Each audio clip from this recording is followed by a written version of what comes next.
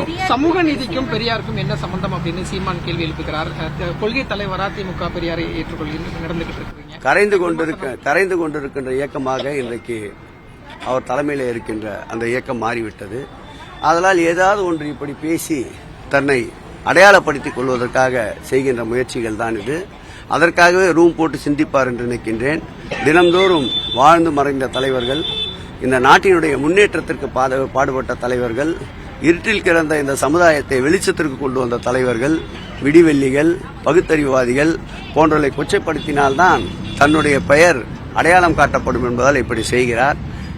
கரைந்து கொண்டிருக்கின்ற அந்த இயக்கத்தை அவர் காப்பாற்றிக் கொள்ளுகின்ற முயற்சியில் ஈடுபட வேண்டுமே தவிர, வாழ்ந்து மறைந்தவர்கள், இந்த நாட்டிற்கு தொண்டாற்றியவர்கள், அவர்களை பற்றி விமர்சனம் செய்வதை நிறுத்திக் கொள்ள வேண்டும்.